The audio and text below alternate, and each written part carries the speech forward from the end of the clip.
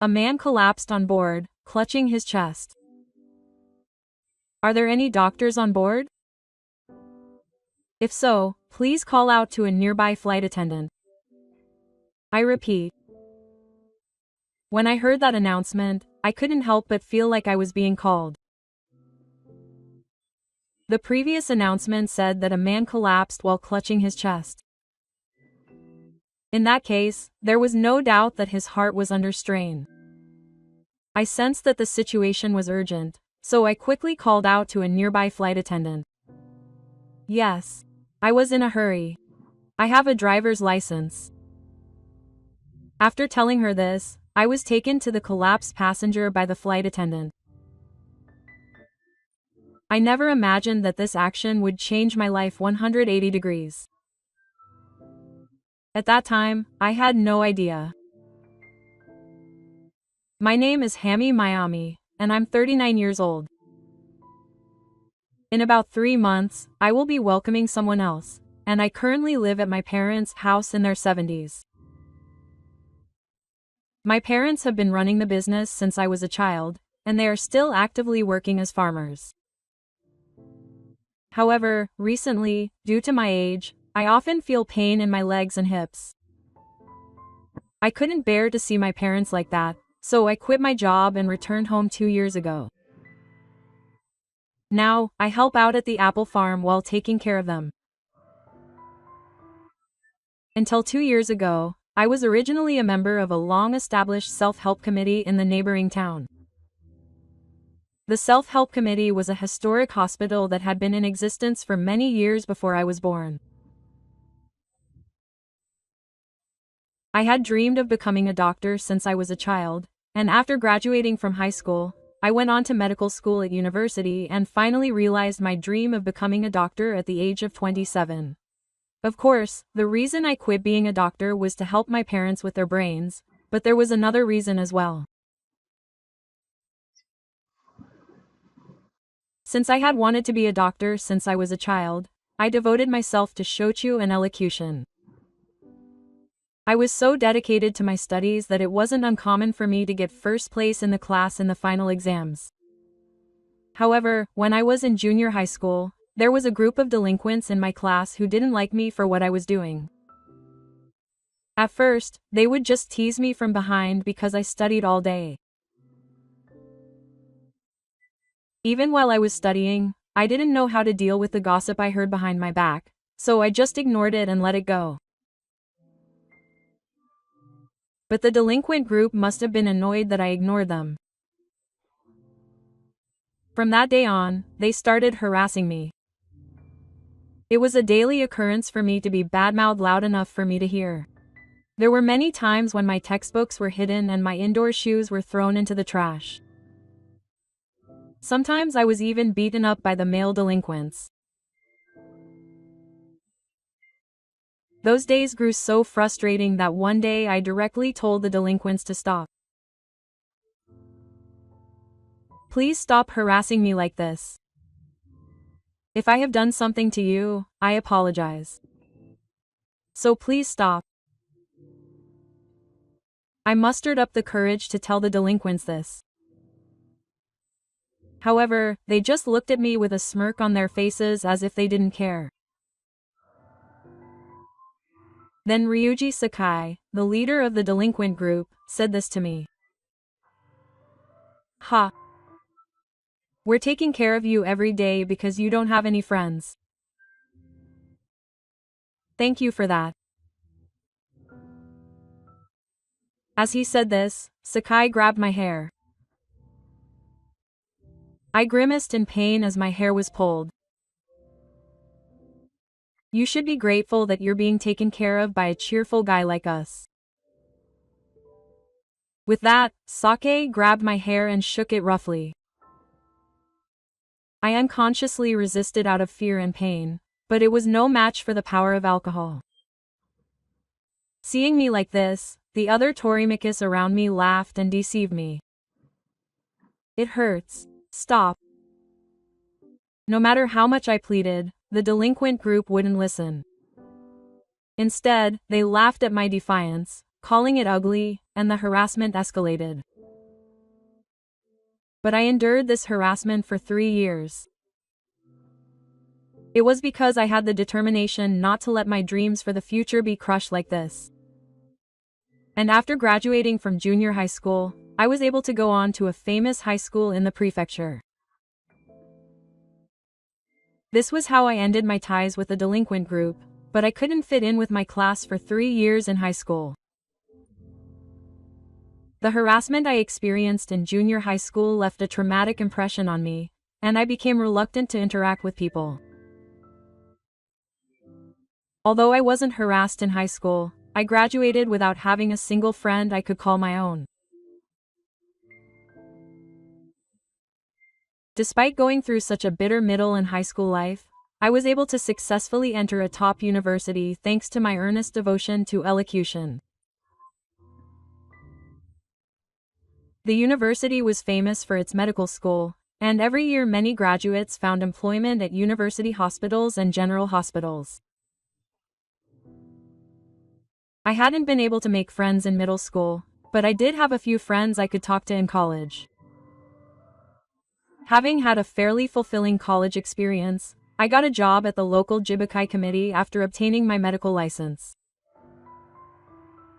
The teachers and nurses on the Jibukai committee where I worked were all kind and welcomed me warmly, even though I had just graduated. I felt very fulfilled by the responsible job of being a doctor, and I had built good relationships with my patients, so I felt from the bottom of my heart that I was really glad I had worked so hard up to that point. However, after 9 years of working at the Jibukai committee, I was reunited with the person who would turn my life upside down. I was examining patients as usual at the committee. As the nurse called the next patient's medical record, the patient called my name and entered the examination room. Then I saw the figure of Shukaku Sake, who had harassed me when I was a student. Next to him was the figure of Sakai's son, the patient this time. Yami had changed since his school days, but I recognized him immediately because his way of walking and sharp gaze were the same as back then. I couldn't help but swallow my saliva at the sudden and unexpected reunion. Then Sakai seemed to notice me, and his eyes widened for a moment, but then he immediately smiled awkwardly. That expression was one I had seen many times since my school days. It was the expression he always had when he harassed me. Huh? Are you by any chance the introverted guy from middle school? When I said that, Sakai turned his gaze to the Sapporo that I had on my chest. I thought so. It's been a while. After confirming that the person he had guessed was me, Sakai continued talking cheerfully. His expression and tension conveyed that he didn't seem to care about his past actions. I opened my mouth to try to relax my stiff body. Hey, Sakai, it's been a while. I managed to squeeze out a voice, but it was so weak that even I could tell. Sakai's son, who was sitting on the surface, asked his father a question while listening to our conversation. Dad, do you know this person? Then, while listening to it, Sakai's son treated him like a fool. Oh, that's right. When he was in middle school, he didn't have any friends, and I felt sorry for him, so I became his friend, he told his son. Then, Sakai's son said to his father with shining eyes. Wow, Dad's kind, quote. As I listened to the conversation between the two, I remembered my past trauma. There's no way he could be my friend after all the terrible things he did to me. I clenched my fist on my thigh even tighter. I felt angry at Sakai's words, but now I was in a position of will. I had to avoid taking out my anger on him. Thinking this, I began the examination. Now, let's begin the examination. Please tell me in detail about your son's symptoms. After that, I told myself to stay calm and focused on the treatment. Sakai, who was sitting next to his son, immediately looked at his smartphone as if he had lost interest as soon as the examination began.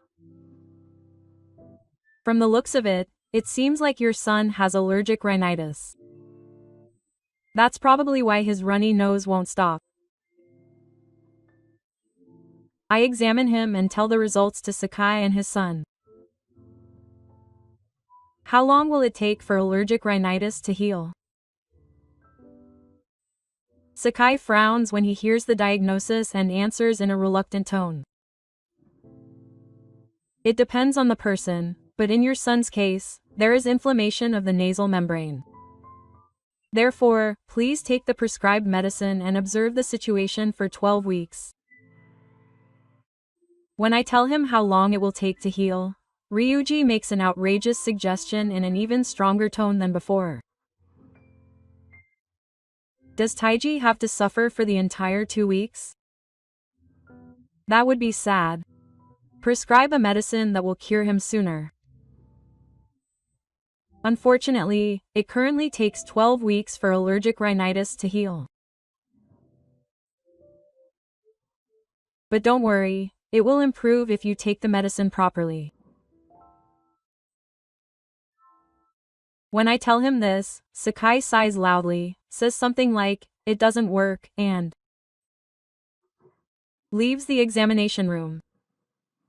A week has passed since Sakai brought his son to the examination. As I was preparing a large sum of money after examining a patient, a staff member from the reception came running up to me with a gift. The staff member frowned and looked troubled. "I'm very sorry to bother you, doctor on holiday. We just had a consultation, but a patient calling me Sakai called me." The moment I heard the name Sakai, I felt my body tense up. I received a gift from the receptionist who looked troubled and apologetic, asking me to take over the call. "Yes, the call has been transferred. It's Hammy." I pressed the answer button and spoke quietly into the phone. Then I heard Sakai's voice from beside me. He finally answered. "You're taking so long to answer the phone." Even over the phone, I could hear how irritated he was. "I'm sorry, could you please tell me what you need?" Quote. The moment I heard that voice, I reflexively apologized. Then, Sakai on the other end of the phone said something outrageous in his irritated tone. "You lied about the examination." Sakai is probably referring to the medical examination he conducted on his son last week. But what does it mean to lie about a medical examination? I can't comprehend the situation and hurriedly ask him questions. "What do you mean? Please tell me in detail." When I told him this, Sakai told me that his symptoms had not improved at all in the past week, and that he had even developed a fever. As I listened to his story, I opened his son's medical record that I had entered into my computer. Judging from the symptoms and mucosal inflammation seen during the examination that day, it was definitely allergic rhinitis. The prescribed medicine was also a drug that improves allergies and has the effect of suppressing inflammation, so it is unlikely to worsen if he resumes taking it properly. I understand your child's condition. Excuse me, but have you been taking the prescribed medicine properly? I thought of several reasons why his symptoms had worsened, and asked him questions one by one, trying to clarify them. Of course. Why are you suspecting me? No, that's not what I meant. Excuse me. In order to prevent my anger from heating up any further, I hurriedly switched to the next question. After that, I asked about 3 more possible causes, but they all ended in denial. Well then, I'm sorry, but could you please come and check on your child again to confirm his condition? I politely asked Sakai to let me examine him again. However, Sakai seemed to dislike my attitude and said in a stronger tone than before, "Why do we have to go out of our way to visit you? You're just a shady person, but you're acting all high and mighty. Haven't you been swindling patients with false diagnoses like this all along?" Quote. My body stiffened when I heard his yelling voice. I have never done anything like that. If it's difficult for you to come back, I will consider accepting your request, so please let me examine you again. After that, I desperately begged him, but Sakai refused to say anything. Sakai then said that he would spread rumors about this on the internet and hung up the phone.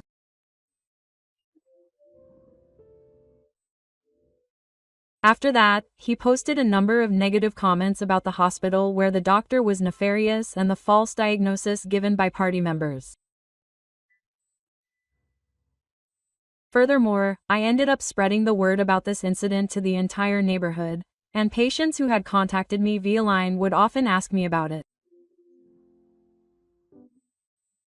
I was also told by a patient that the rumors included a visitor who had nothing to do with this incident. This commotion led me to resign from the JICA committee. The hospital also prioritizes trust, so they decided that they didn't want to cause any more trouble. And so, after working for 9 years, I resigned from the JICA committee. A few days after I decided to resign, I heard from a patient who goes to the same kindergarten as Sakai's son that his son had not missed a day of kindergarten in the 2 weeks since he came for his checkup. I don't know about the diagnostic review that day, but I felt from the bottom of my heart that I never wanted to have anything to do with Sakai again. After going through such a bitter and painful experience, I immediately returned to my parents' home after resigning. I still remember my mother's kind voice telling me to come back home when I told them over the phone that I had resigned. I currently spend my days helping out on the farm, which is hectic but fulfilling. In terms of employment, I am a part-time worker. My parents say they want me to use my free time to look for a new job or study medicine. To be honest, I also want to work as a doctor again someday. But I never said that out loud because I didn't want to worry my parents while helping out on the farm. But my parents, who raised me, seemed to understand how I felt. The harvest season, which is a semi-busy time at the apple farm, was coming to an end safely this year. Every year, the harvest season is nonstop from early morning until late at night. During that time, I also work with my parents on the harvesting and shipping. This hectic time is finally starting to wind down. Mom, I'm done harvesting the apples. I call out to Mom, who is taking a break in the Naya. You must be tired at night. I'm sorry. I made you do all the work. Don't worry about it. More importantly, how's your back? Yeah. It's getting a lot better. Maybe it's because of Tsutomu. As she says this, Mom rubs her back. My mother has been complaining of lower back pain recently. Is it because she has been farming for so long? It seems like her lower back is under strain. More importantly, the harvester should be done by now, so take some time to rest. You've been working hard every day recently, so why don't you take a relaxing trip for once? My mother smiled kindly at me. Traveling? I haven't been there in years. Visiting temples at night was my hobby, wasn't it? The scenery in Kyushu in December is beautiful. That's right. I've loved traveling all over the country since I was a student. I often went to various parts of Japan by myself to survive my studies. Maybe it's because I haven't traveled in years that I've completely forgotten my hobbies. Kyushu is far away, so I've never been there. Well then, I'll take you up on your offer and take a vacation next week. When I told her that, my mother looked happy. A few days later, I took my mother's suggestion and went on a trip to the prefecture. I headed to the airport to go to Fukuoka. It was about a 2-hour flight from here to Fukuoka Airport. I was excited about going on a trip for the first time in a long time. As I entered the plane, sat in my seat and read the Kyushu guidebook, the plane finally took off into the open sky. It had been about 40 minutes since takeoff. I had finished reading the guidebook and was looking out the window at the view of the sky. Then, suddenly, I heard someone's surprised voice coming from near the front. Wondering what had happened, I turned my eyes in the direction of the voice. However, the seats were blocking my view and I couldn't make out anything clearly. Then, all of a sudden, an announcement came over the cabin. A man has collapsed on the plane, clutching his chest. Is there a doctor on board? If so, please call out to the nearest flight attendant. I repeat. When I heard that announcement, I couldn't help but feel like I was being called. The previous announcement said that a man had collapsed, clutching his chest. In that case, there was no doubt that his heart was under strain. I sensed that this was an urgent matter, so I instinctively called out to a nearby flight attendant. Yes, I was willing. I also have a medical license.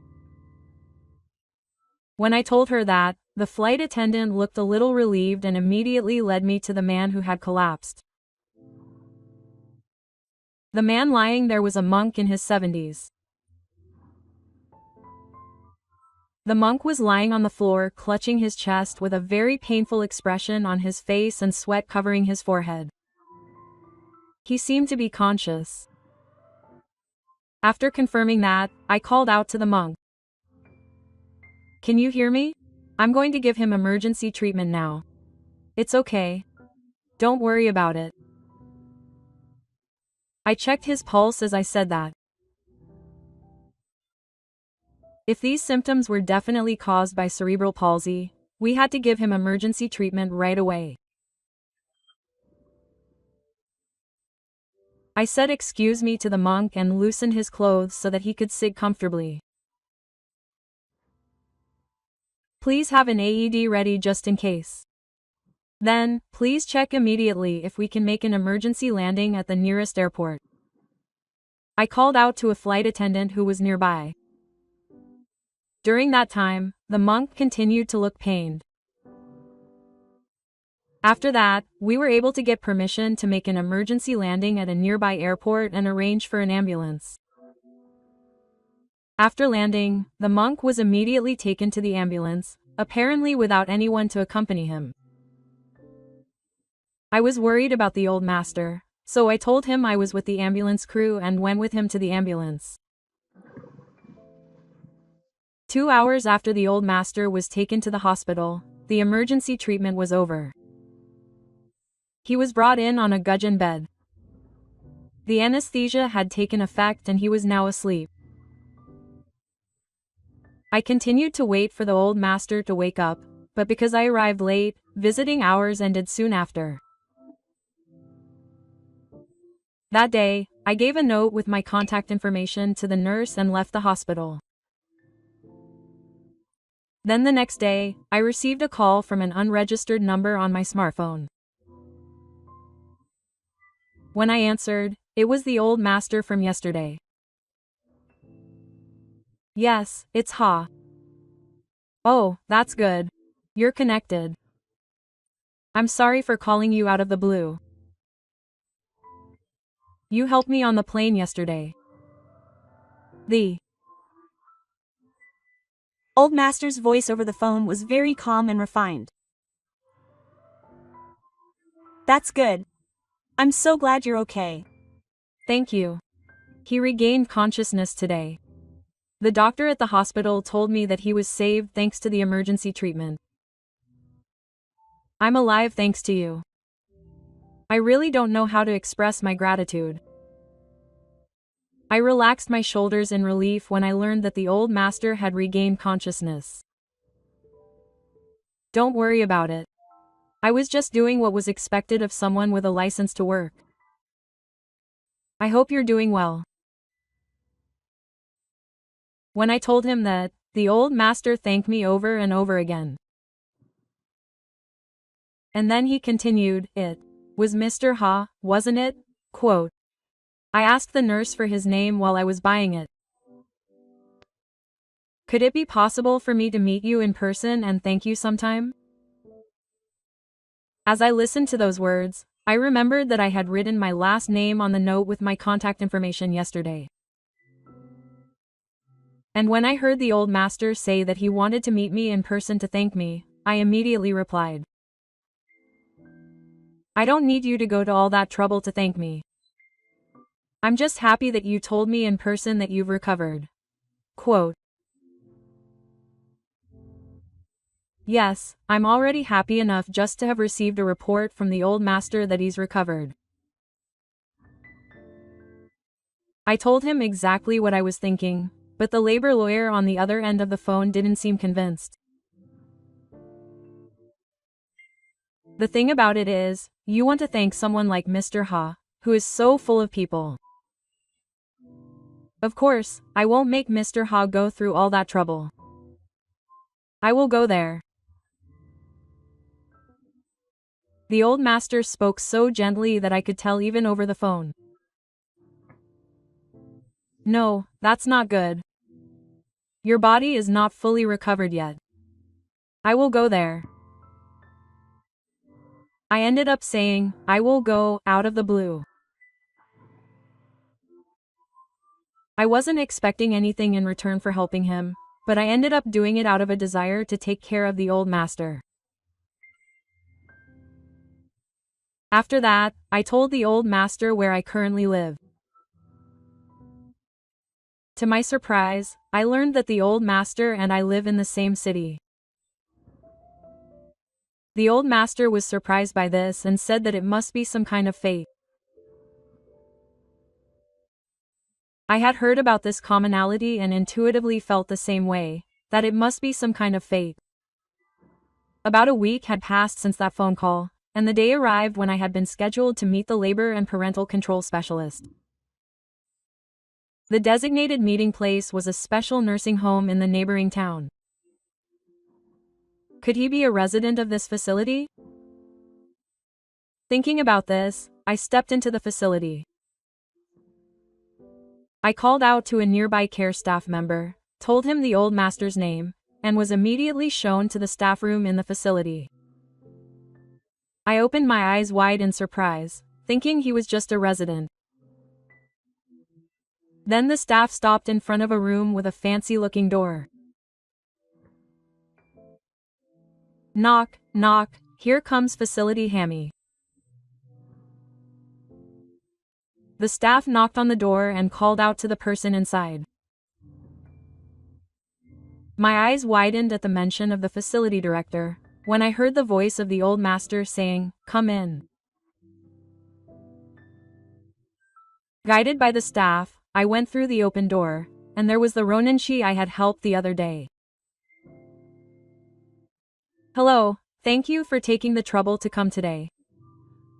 Once again, I am the facility director of the facility. My name is Takashi Michimo. When he greeted me so politely, my eyes widened again. The laborer who called himself Michimo, wearing a fancy-looking suit, was from this facility.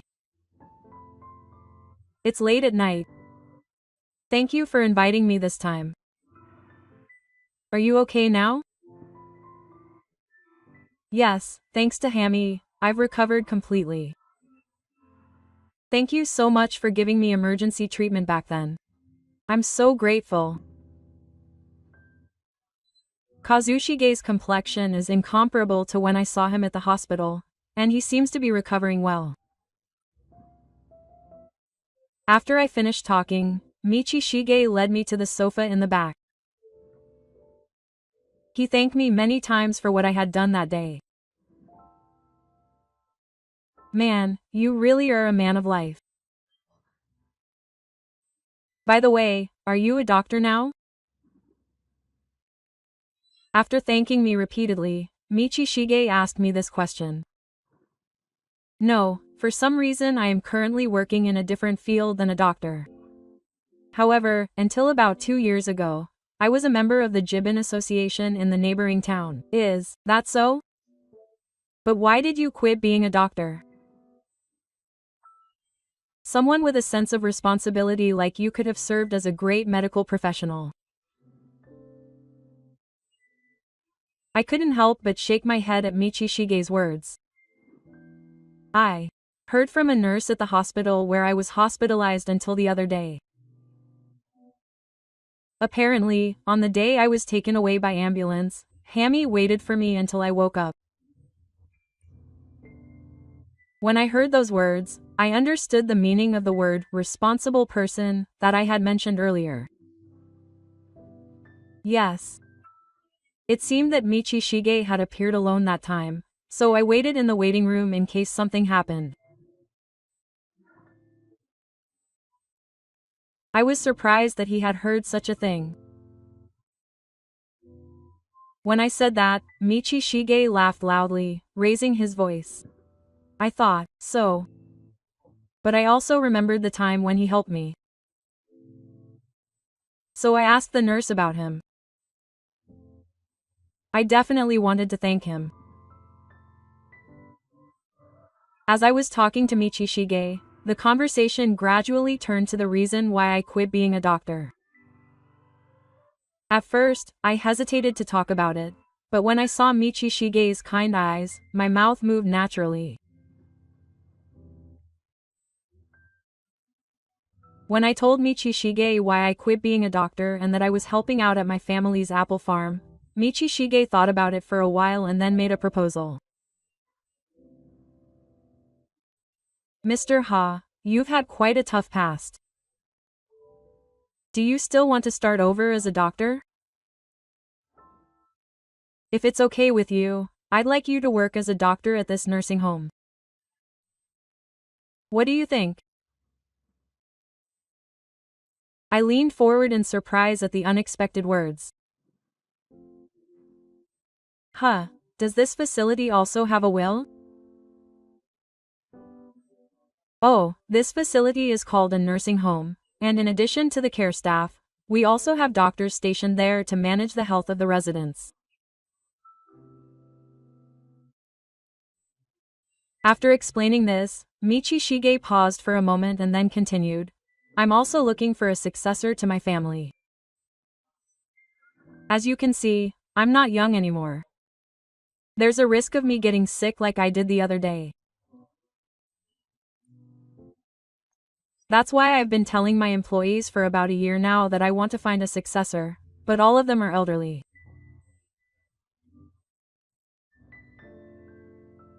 When I heard what Michishige had to say, I felt my heart beating so fast that I could hear it. Then, when I heard more details, he told me that in the future, it would be possible to look after my parents at this facility. I don't think it's a bad idea. The rest is up to Hammy-san. I'm not saying you have to do it right away, but please think about it. Quote. Having been told this, I returned home to my family home after my conversation with Michi Shige. 2 weeks later, I contacted Michi Shige again and came to the specialized nursing home. When I knocked on the door of the facility room, Michi Shige opened the door and greeted me. I've been waiting for you. Please come in. He guided me and I started to move to the same sofa as before. I came to tell him my reply from the other day. After much discussion with my parents and some thought, I decided to accept the offer. When I told him this, Michi Shige relaxed his shoulders. Oh, that's good.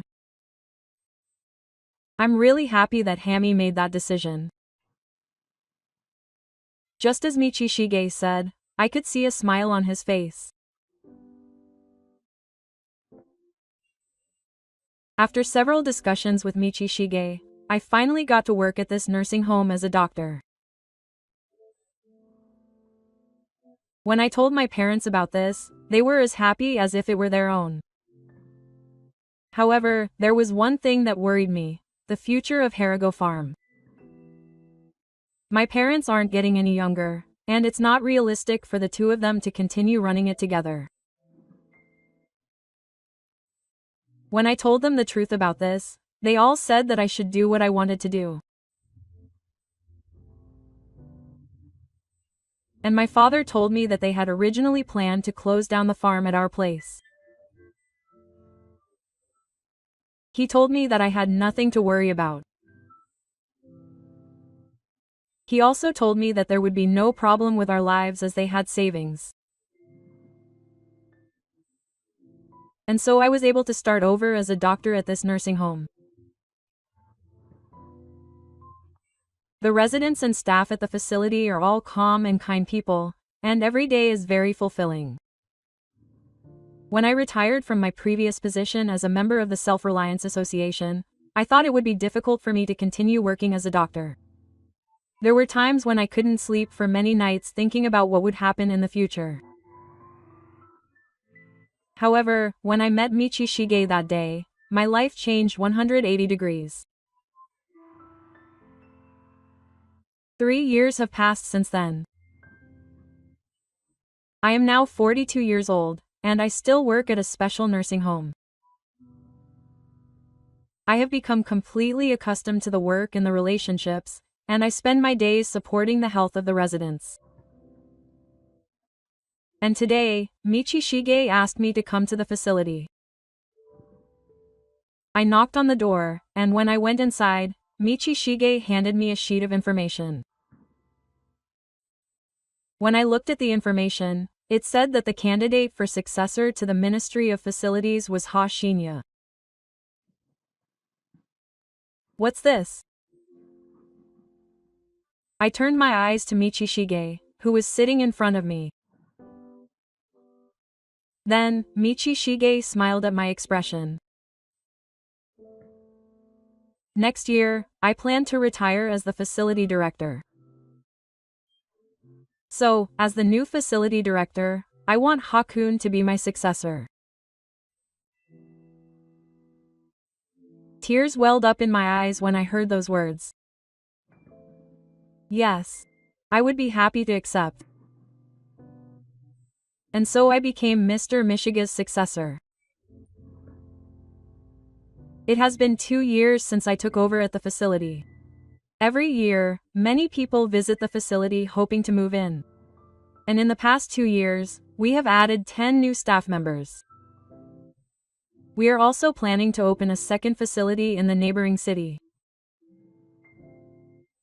The fact that we have been able to grow this large facility is largely due to our exposure in the media. It all started with a local free paper. I told the reporter about how I came to be at the new facility and he wrote an article about it. After that, I received interview requests from media outlets one after another. And now I am attracting attention as a successful person who saved a life on an airplane. I noticed an article about me in a magazine where I had been interviewed the other day. You never know what will happen in life. That's what I thought.